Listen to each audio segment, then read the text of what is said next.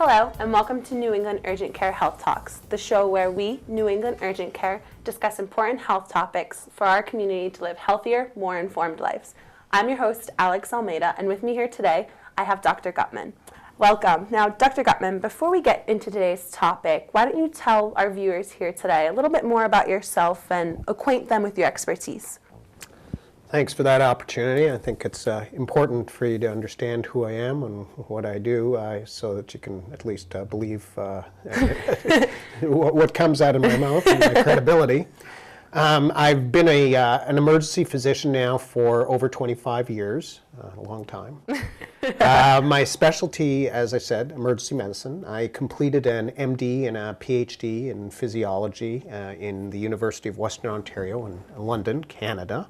They even have a River Thames running through it. Oh, and that was back in '95 that I immigrated to the United States. I worked as an emergency physician in St. Francis Hospital full-time until 2012, with the exception of a 2-year stint where I worked in Bristol Hospital. I did some community hospital medicine from '99 to 2001 in their emergency department. And then after 9/11, September 11th, September 11 in 2001, I deployed. I joined the U.S. Army, and I was deployed 3 times within a 5-year period between 2003 and 2008 to combat zones, primarily in Iraq. I continued to work now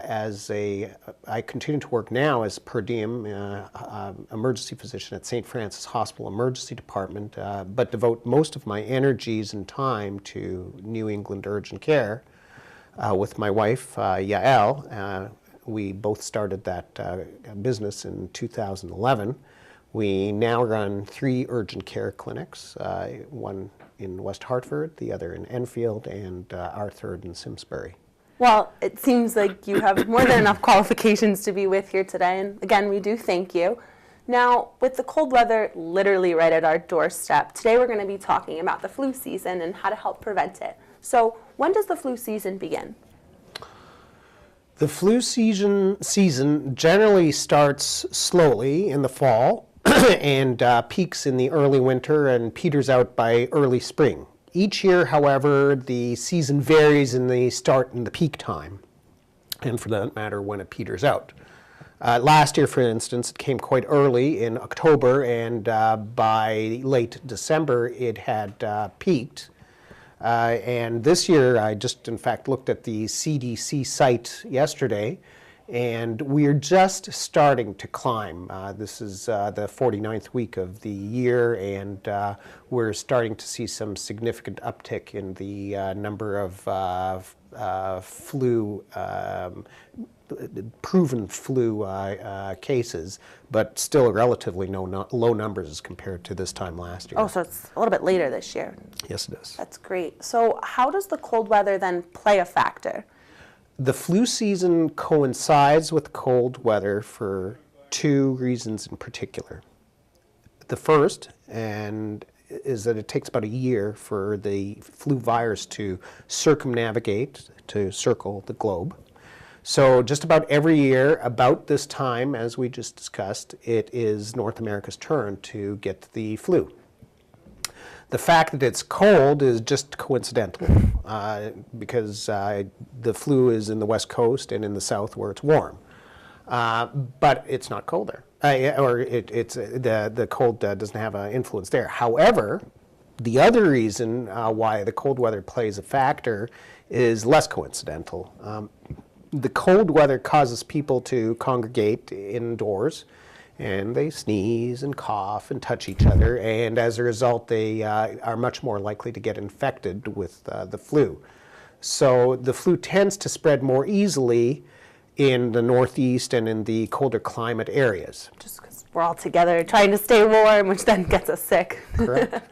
So with everyone talking about the flu shots, and preventing it, what exactly is the flu that we're all talking about and so nervous about? The flu is short for influenza, There are two types, an A and a B serotype. Both give influenza, though the A type is somewhat more dangerous than it has been, as it's more connected with the increased risk of pneumonia and death, especially amongst the elderly. And incidentally, again, I was on that CDC site last night, and this year each year usually it's a predomination or a B predomination, though both are there. And this year there's more A flu this year than in past years. Hopefully that's not going to have a negative effect, but I'll explain that later as we talk. Of course. So I actually was just recently sick with a cold. Now, what's the difference between a cold and a flu? Most simply, the flu is caused by influenza virus, as I had mentioned. The cold is usually caused by a virus called the coronavirus, which is much more benign. Okay. In other words, the cold tends to make you less severely ill. Colds usually are characterized by a runny nose, cough, feeling congested and unwell, maybe a headache. Usually there's no fever, but that's not always the case. Most cold viruses blow over in 2 to 5 days and are not particularly dangerous even in young children, the elderly, or immune-compromised patients. Immune-compromised being people with HIV or diabetes. There are many signs and symptoms that are common to the flu and the cold, and during the flu season, it's worth seeking medical attention to distinguish between the two, as there's curative treatment available for the flu if caught early. In other words, there's medicine to make it go away early. And it's important to recognize the dangerous complications that can arise from the flu, but not from the cold. Exactly. Okay, so then what are these symptoms of the flu? Influenza is characterized by rapid onset fever, and now when I say when these symptoms come on rapidly, it's like within a 2-hour period.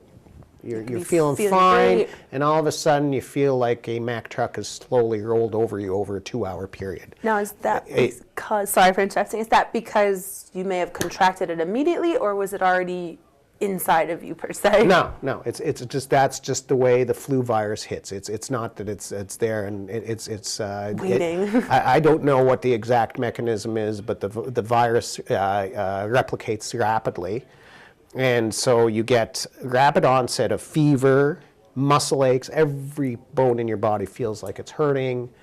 Malaise, which is the medical term for feeling really, really lousy. Runny or congested nose, and a cough. Patients usually feel profoundly weak. They don't feel like they can get out of bed. So with these severe, painful symptoms, what then makes the flu so potentially dangerous? Influenza virus can result in a co-infection, which by bacteria, and the commonest co-infection is pneumonia, which is extremely dangerous. Pneumonia can definitely kill, especially in the elderly. Okay. So then, who is more susceptible to the flu? Is it the elderly, or are there other groups? In general, influenza can affect all ages. However, in particular, the very young and the elderly are more susceptible to the serious complications of the flu, such as pneumonia.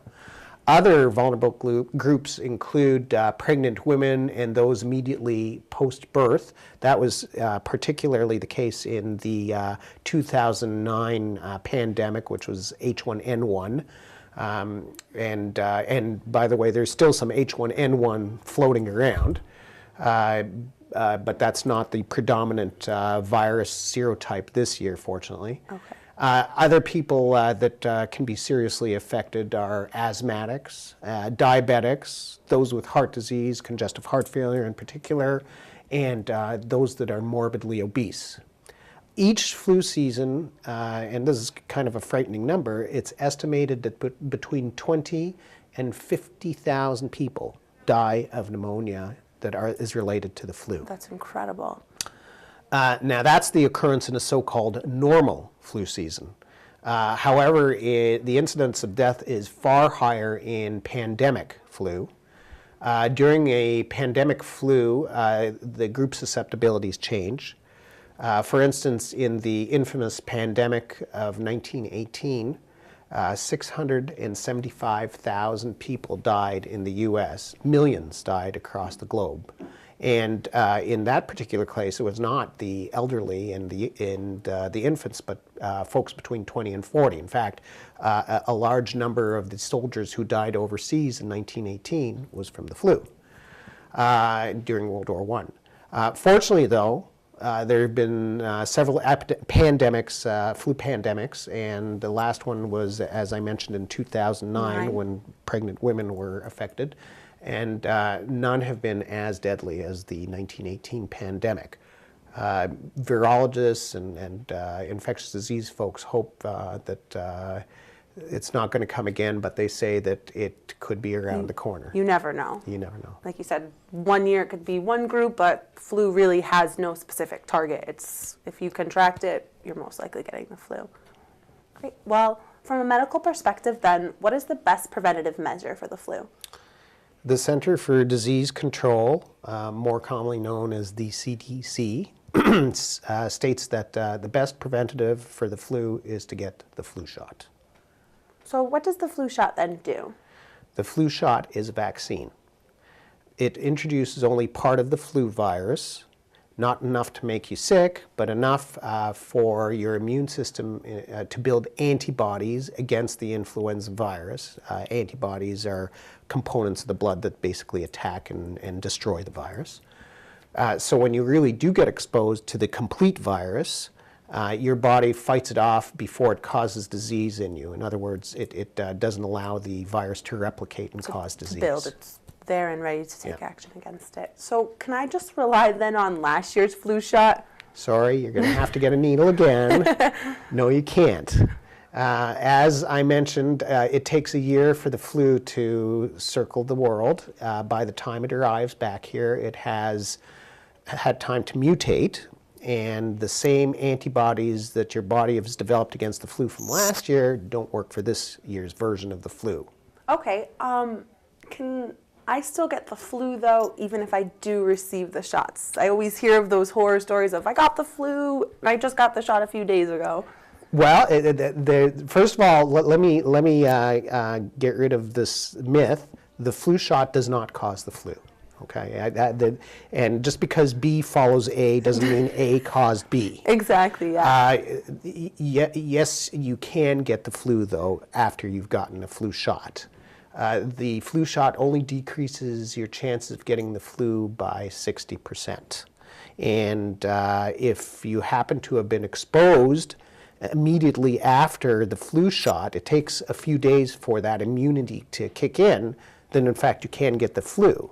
Exactly. Nothing's perfect. You can't expect 100% miracle to happen with getting a vaccination. There are no miracle drugs. So how long does the flu shot then protect a patient? It protects you for the length of the flu season. That's what the CDC says. The CDC recommends that you get a flu shot in October when the flu season tends to begin. And it will, and the immunity should last the length of the flu season. However, if you do get it by October, in October, by the time February rolls around, your immunity definitely has decreased. Okay. You don't have as many antibodies. You're not quite as, the pump is not quite as primed to combat the flu. So you might say to yourself, okay, let me wait until there's a bunch of flu around, and then I'll go get it. And then get it. Well, the problem is that if you wait too long, you get the flu shot, then you come in contact with someone who's had the flu, you haven't built up your immunity at that point, and you will contract the flu. Again, like we said, not giving enough time for that medicine and that vaccine to really sink in. So I want to go get a flu shot, but are there any age limitations or health risks that would prevent someone from getting a flu shot? There's no vaccine available for under age 6 months. So in other words, infants below age 6 months, there's no product on the market. And that's because they have an immature immune system. and they don't develop the antibodies against the flu even if you give them the vaccine. The best immunity for these infants is what's called passive immunity that they get from mother's breast milk if the mom has had the flu shot. The other thing, of course, is to keep that infant away from folks who have had the flu, have the flu, so that they don't contract it. Now, can a mom get a flu shot immediately after giving birth, during pregnancy? Are there any things to be wary of? In fact, it's highly recommended, because, as I mentioned, the H1N1, which is floating around even this year, can kill moms who are pregnant moms and post-birth moms. So it's definitely so it's very, very much encouraged that moms get the flu shot to protect themselves and the family. The other folks that especially have to get the flu vaccine are the elderly, and they're encouraged because they're at the greatest risk of getting the complications of influenza. And are there any different types of flu shots that one could get for elderly, or is it basically the same across the board?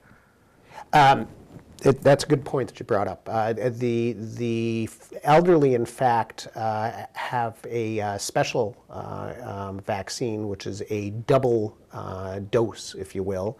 Now, that doesn't mean you can just get two flu shots. It's a specially formulated vaccine which gives you a double dose of the antigen. The antigen is what the antibodies are going to form against. And that's, again, actually sort of similar to an infant. As you age, the immune system actually degrades. And so you have to give it an extra push to make the antibodies. Great. So are there any then reactions or risks when getting the flu shot? Most of the flu vaccines are cultured using eggs.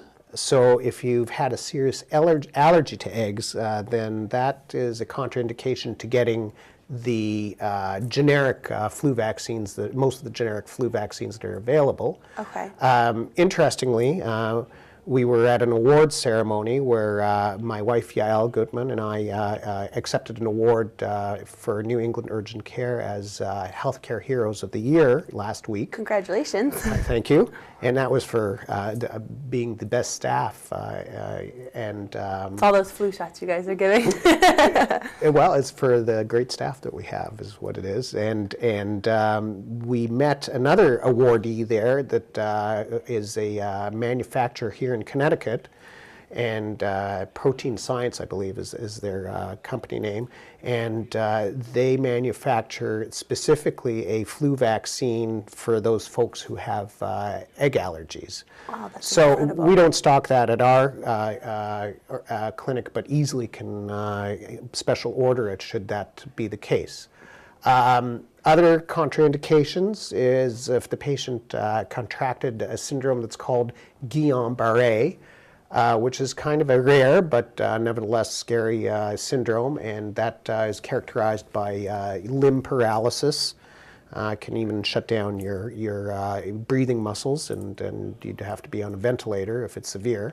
And there's a phenomena where folks who've gotten the flu vaccine within 6 months will develop the Guillain-Barré syndrome, and it's felt to be some kind of very rare, let me say very rare, so it's not something that folks should be scared of, but it's definitely linked that the Guillain-Barré was caused by the flu vaccination. And so if that happened, we don't want to tempt fate again, and we're not going to give you the flu vaccine. Better you should get the flu than be on a ventilator from Guillain-Barré. Exactly. So for those who may have had a bad experience from the flu in the past, or are just generally not okay with getting vaccinations, what would you then suggest for them to help prevent from getting the flu or getting sick this winter season? Well, you could live in total isolation. In a bubble. And basically, I'm being a little facetious, but staying away from folks who have the flu and are sneezing and coughing, and that's a good way to try and prevent from getting the flu. The other things that are relatively important, though you might not think so, are very common sense ones. You should drink and eat healthy. and try and avoid getting overly anxious or stressed. Which is very common, very easy during the winter season. It's a 21st century disease, anxiety and stress, but the fact is that there's good data that shows that when you're stressed, overly stressed, then you get high levels of cortisol, which is a steroid that your body manufactures, and it diminishes your immunity. If a family member or someone who is close to you gets the flu, then there's medications you can take to prevent yourself from getting the flu if you haven't gotten it, and you take that medication for 10 days, and it has been shown to significantly decrease the chance of contracting the flu. Can you get that over the counter? No, or? Okay. That's definitely a prescription medication. And finally, if you do get sick with the flu, that same medication that you take for 10 days, you take it in a higher dose for 5 days. It's called Tamiflu, and it will shorten the course of your illness significantly. I've used it myself when I had the flu once, and I had it for a day and it went away. And incidentally, I gave the Tamiflu to all my family members, and none of them Holiday got the flu. presents.